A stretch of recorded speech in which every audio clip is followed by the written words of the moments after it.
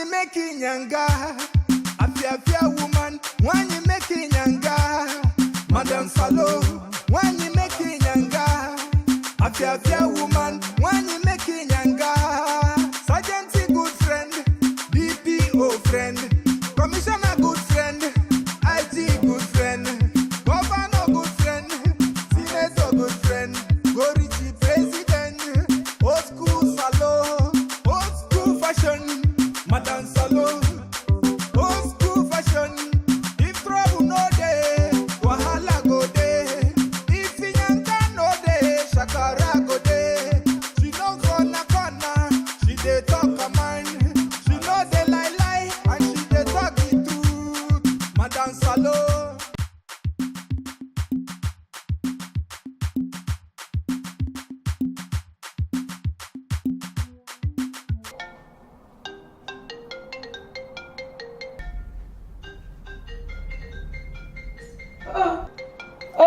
Ringing. No young one.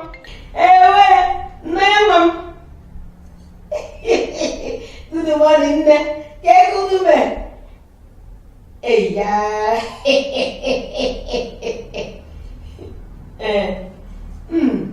Your mama there also, and they collect small sleep. I won't go somewhere. But I say my rest small.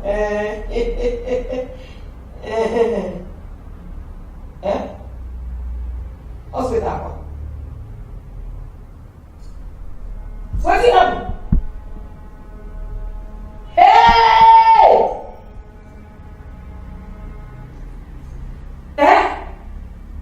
So where am I there now? For hospital.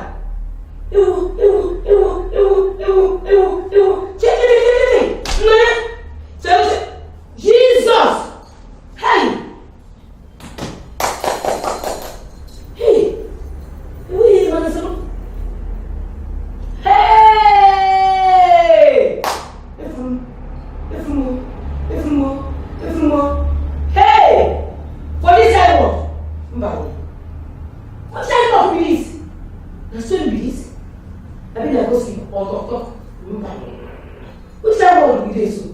Where we dey go?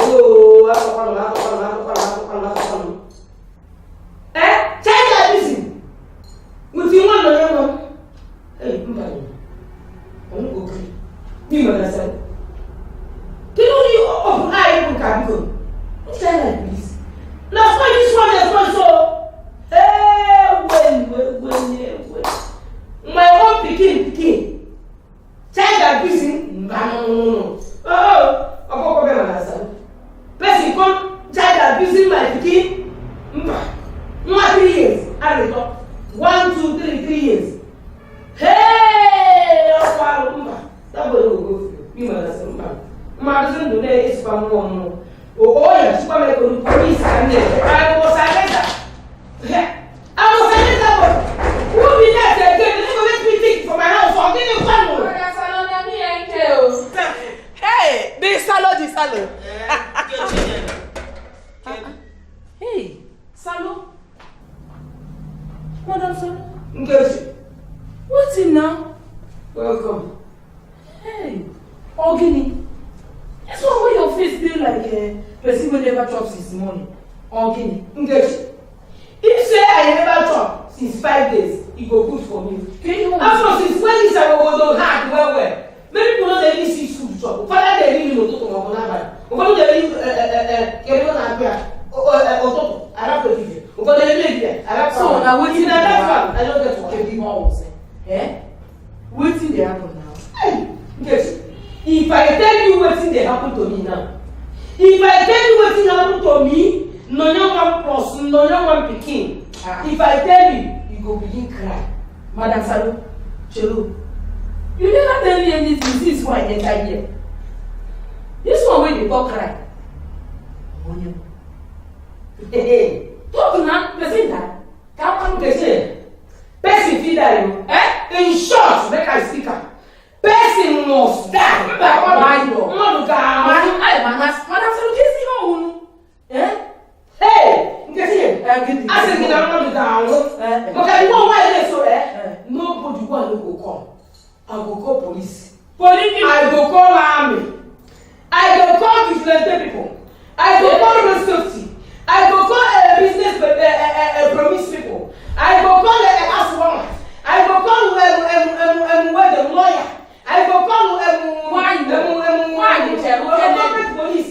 I go call yellow fever. I go call brigade. I go call human rights, children rights. Hey, come join. Hey, Madam Salo, now we want all of these people for. If you go like, there's a quadro. Waiting. No, wait 3 years. 1, 2, 3 years. What happened? Then they say they catch one boy. They put him hide beside him. They don't want to pick him body. Chalugodi. Put her inside the body as in.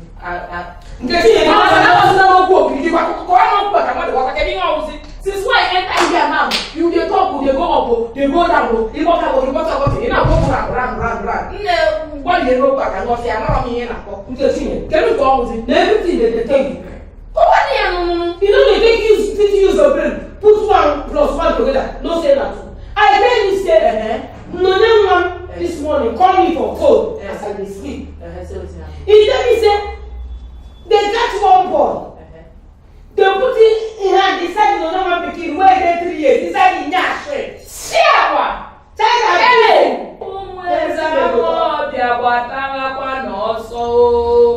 To fear one abomination. Alu plus alu pongwa. Is he a phone? 1, 2, 3 years. Fear. Hey! You got a better. Is she let me say the day of the town, huh? Say they want to see doctor, make the doctor look the pikin. Because the pikin now she come big. Hey! Oh, swear. Madam Salute can easy. The thing, you get as they tear my heart. They scatter me in pieces. But the boy going through the nonsense. When the beast came, because I'm not there. I'm not going to call myself. You get bad mouth, look at this one. Anything bad mouth, when you get friend of that person this one. When did you talk today? You said, "What's the money?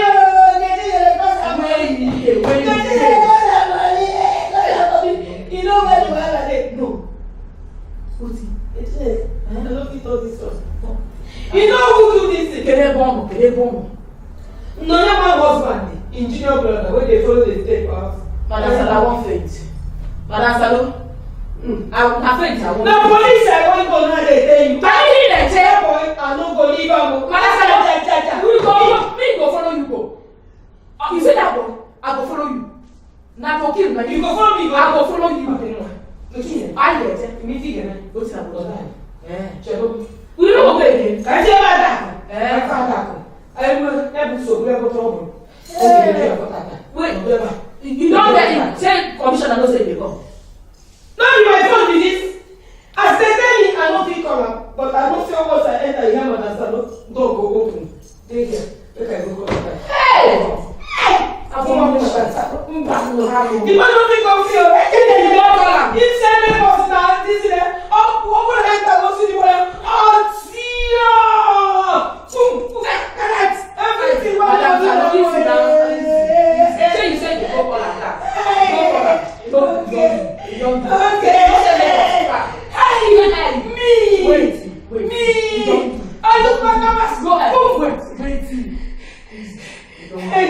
You don't do that. I beg. Get in there. I will beat the girl. I will beat. You sure I don't follow you? Don't go. Stay. Get it. You go fix. I said stand. You go. Okay. They go. Hey.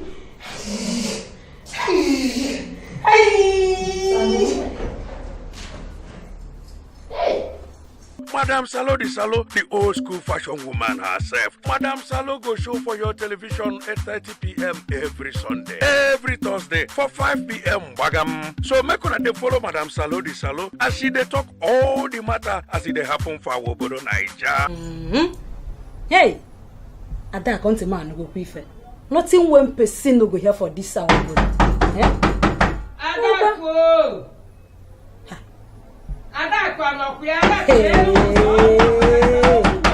No be Madam Salo voice be this. You can want ya come this one in Ezioku. Madam Salo, the door open. The enter the door open. Welcome, Madam Salo. Ada. Nne kedu? Welcome, Madam Salo. Welcome. This one where you come my house. Udo dekwa. I don't wake you get the Ada. Udo dey akwa. Kedu ihe owu? Agwo dị na akrika. Okwa fire. You dey for mountain and now they pursue me enter your house. Fire kwa. Fire. Which fire, Madam Salo? Kedu nke okwa fire? Imara ife bụ ọkụ ọgbụgba. Arụ no mo ko na agba na ga arụ the complete. Ọsọ na-achụ m nya bụ ọkụ ọ chụrụ nchụbatabeghị. Hey, Madam Salo, wait. Ọkụ chụrụ also you want also about tabem. I don't understand. You know ke na to Madam Salo. Adako. My body dey hot. Say wetin happen. If you see waiting for happen for my house today, you no go believe am. Now I come call you say make you come, make you go follow me go police station. See Madam Salo. E get something where they happen for my side now. Yeah, big wahala for my own Adako side. I no get time for na wahala bi talk biko. Enwe m nsogbu nke m. Onye obuna budo cross nke ya. Adako. Na me you dey talk to like that.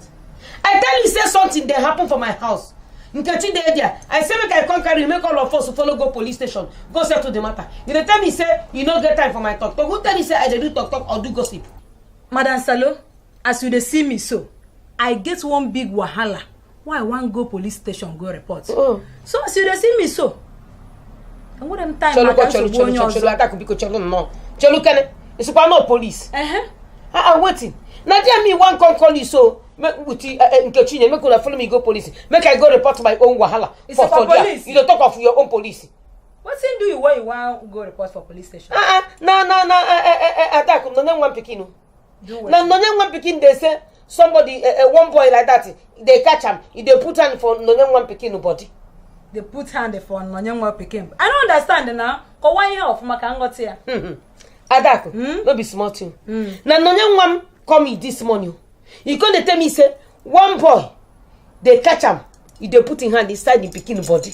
Hey, allo Jehovah. 3 years. Oze mekwa. Hey, wo. Now say make I come carry una make we go police go report the matter. Opa no zulumbo no e. Kedi lepotala legal ifa bikono. Kedi na emezi no boda. Now who the pikin be self we do this kind of bad thing? The boy? The boy where they do the. Now there the wahala plus trouble. Where turn to aga boma, aga hitida, aga ni nedi no wa. Adako, you no good for you to hear him. I be talk am I want hear. The boy. Na nonye one husband. Hey! Junior brother. Nonye one husband, junior brother. It's again do this thing. Nonye one husband, junior brother. Go carry in hand they shoot for inside the nonye one. Hey. Aloe mewano. Madam Salo. Onye kaya kozilo different ka bikono. Hey. I just dey my house. Wetin happen for your side where you say you want go? I dey my house they talk say I no get shoe. So that I waka for main road come see person wey no get leg. Ikenji okoko gom. Adaka Ibiakwa. You know say wetin make me no like Nkechi be say anytime when me and they talk, if I dey talk my wahala problem, you go dey talk another thing. Wetin shoe come get to do with this is what they tell you so we do no one pikin Adako. I no understand you. Madam Salo. You know that my sister why I tell you say she born pikin. For Abana? For last 2 months. That my sister husband. He go give their housemaid Belle, small girl of 13 years. Hey! One. So nya can actually ije report in the police. Actually make bugare that man. Hey! Meo. Inu kwanu. 13 gini. 13 years nwa riri na eto. Chelo. Kedu ife na ebe webe mma n'aka? Mmoke ị na-ajụ. Hey! I want make I take police. I be one call your house, come call you. You help me go call DPO. Actually, meet the police. Follow that man. Did you come no longer? Hey! Come on, let this one na real child abuse, you know. Am I hand agwagi? This abusing everywhere there. Yeah. Otunkwa. Am I the hand agwagi? Adako. Can even there never webe manaka? Mmoke na ajo. Your husband's sister. Bam. To balloon house up him. Marry Reneto. What 13 years? 13, I'll read it. Hey! Ogin Nemeso no Wakita Bicon. ABS go hear this one. I go tell ABS people on a better news to be this. It's again, these people, they must suffer for this child abusing thing, no? They must suffer. Madam Salo, it's a suffer. I just have the query. Then go take their eyes, see their ears. Oba. How got child run at this time? Rodebe. Attack. If you want you. Only chori huku. I got for You walk out. Hey, police. BDPO. Attack. If you're not coming, am I here now? Hey! Abusing. Child abuse of the abusing. Kaine jeje. Yes, you know me. The one that could you. Hey, tell that abusing nka. Okay. What child abusing? So yeah, kaine jeje. Then go today. No problem. Madam Salo the old school fashion woman herself. Madam Salo go show for your television at 8:30 p.m. every Sunday. Every Thursday for 5 p.m. Bagam. So make una dey follow Madam Salo as she dey talk all the matter as it dey happen for Obodo Naija. Nya Tata ya diewu. Obo ni ka dey go police station. Mr. Mozambique. In my today na Salo, don't come back. Okay, Ada. Get one. Well, I do my sister. Longest time. I do. Oh, for the anchor. There's a clothes now. How man go do? Get one. Which one they happen now? Nothing they happen, anchor. As you see me so, wahala dey my side all round, left, right, center. And the wahala why I get now. No get for wahala, ogbonge wahala. Are you serious now? So I been now Madam Salo wahala where you talk. I be wetin happen. No be say Madam Salo wahala dey my side, but nke melum na nke me Madam Salo one day you full dey fair. Na brother and sister for wahala. Yes again. Yeah. Adam. They do your sister pikin too. No be say they do am o, but Hannah boy ite we kwala. Almost the same thing. Chelo. Hannah boy. Can you hear them? Just me now. You know that my sister wey that Abana, wey put to bed last 3 months. What happened? A husband go give their housemaid wey dey 13 years, not just S1. Oga to be him. Hey, kana bozo biarano. Biarano na nka ba alu. Ada.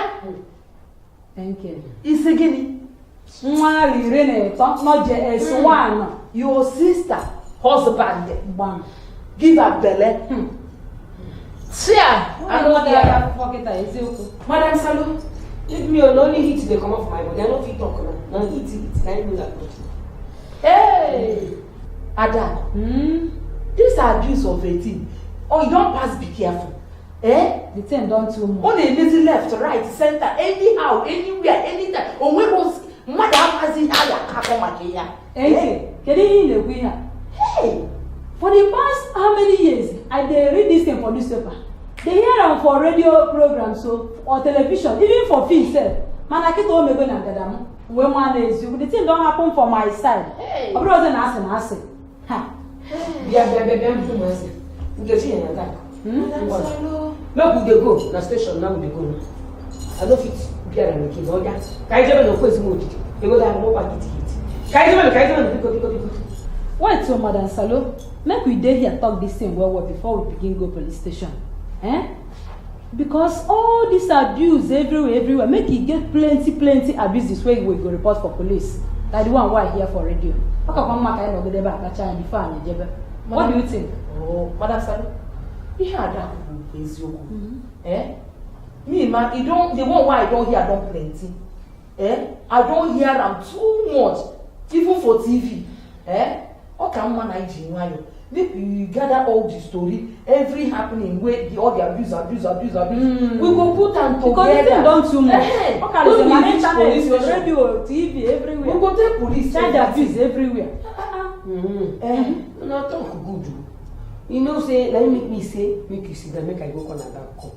Because I know, so when 3 of us put our head together and jam them like this, now better talk will come out. Okay. What do not talk good? That one good. We will discuss the matter first. Like the one where I see for internet, where they talk say one man go give him pikin bella. Imagine what he did to bang me one more after flesh and blood. I don't hear them. Ada, I'm not one. The child stop man. You know here the no yenka. I know here them. All the gossip what happen for this Nigeria, you know they hear them with your ear. Now you know here them. But I said the child will not defend my trouble. You don't defend my trouble. You get trouble. Wait, you get trouble. I need to do this. I need to do that. I want to see you. See you. Please. You get it. You make a business. You make a business in Virginia. Wait, but I said, because I won't need behind it. And when you could tell somebody like you will be quite a color now. But salute. You should say this one never they finish. So why they go wow? You should say this one never they finish. Nkechine. Hey, Adak. Look, I tell you, this one don't finish. Because for our own time,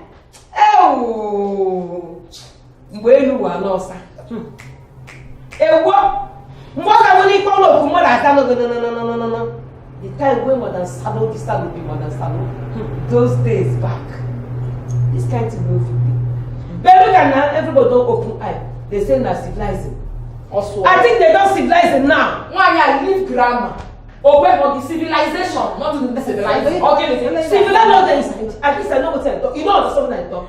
My people don't understand what civilizing is inside. They don't tear eye now. They don't tear the eye now. The eye don't reach you. I don't hear this life when we do so. You don't finish. Madam Salona, true you talk. Like the one where they talk for ABS program. They talk say get one man for 1 year like that. Where they 35 years. Say in carry neighbor picking where they 2 years. Hey! Enter room go they do and shuku. Then they come catch them. They come. How they kill him? Kill him. They carry and go give police. And that day, I call all the small children where they for our compound them. Say me they come they hear because now then they do that then they do this child abuse. Oh how much? Because you know na say no ka be nwata kele no were nke o malo. Echi no na eme child abuse. Hey! You say you call your dad people when they no, including his mom. Even 2 years now, one no them one are talk wetin dem go do. This is the best. I remember this boy. Wetin dem go do that boy? Hi. 2 years, 3 years wetin dem know. You know say before. Parents know they teach this sex education to their children. But now you good though. What the number? Parents, if you don't know, not the important not be this one way they talk me there because they don't talk and say there is time for everything. They waiting me they talk. We say small children. It go good. They take the waiting they call privating. Bambo, attack, order, private parts. Order. That's what we say. This place now your own. No one of those to be an so that if anybody goes to your private place, you remember your parents. Madam Salo, I beg, Ada, if you decide to reach house, this one won't take grammar. They discuss on the Mbao. She won't take grammar. Leave grammar. See, Madam Salo. In fact, Madam Salo, this is where we dey talk. As you live for compound, you say na your neighbor. One biaje go tell him bread. Come buy me malt. Come buy me mineral. Buy me soft drink. I beg uchu no dey queer. Na so they do am. Anezi ozi, ane me want to child abuse. Before you marry here na gano, onyere mu sweet, onyere mu chewing. You can abuse the child. Na true you talk, enke. Nekwano, ekuchakwa anu ko ham n'onu. Uche onye obona dey queer. Another one be say e get some parents wey go carry their children wey never grow reach marriageable age. Carry them say make them go dey marry. You go see small pikin wey just finish primary 6.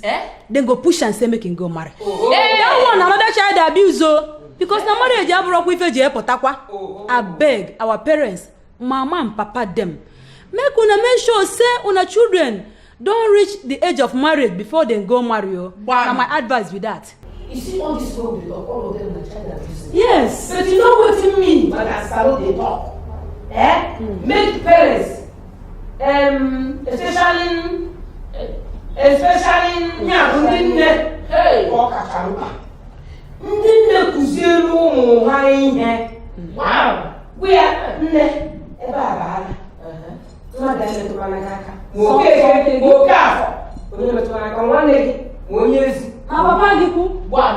Ifuru abata ya bụ osi ekọla. Abata labs. Na private na you later. You see your house. The person wants to come here. Private na you later. You see your bonbon. Bonbon. Let nobody touch am na you later. You see your private house. Oh no, anybody will touch am. If you come back, where I am, you do that to do this way you go down now. Mama, okay, mama, look out for. But that one finish. Because if you dey that, I'm living in there and in man, I'm not going to call on in there. Make you wait, mama. Call your pikin. I hope nothing happen. If you not they do like that, small. All these children will know what sex abusing education be. About Jamuka, I know here. Foolish girl. I can't go to that talk, you don't understand. I understand. But you don't understand what I talk. I won't stop abusing children, corruption. Yes, I know here. You don't really hear Madam Salo. You don't talk and finish. But for that one, I need to go say, hey, no,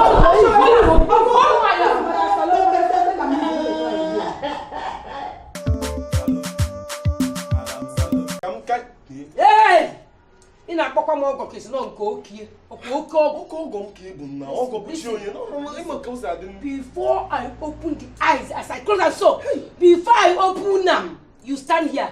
I will show you wetin you never see before. Onye ahụ amụke na akpọ ọgọ.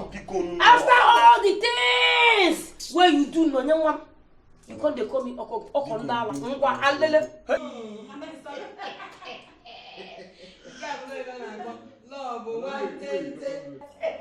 Love one tente. Ije hana love one piam. When you making yanga, afia woman. When you making yanga, Madam Salo. When you making yanga, afia woman. When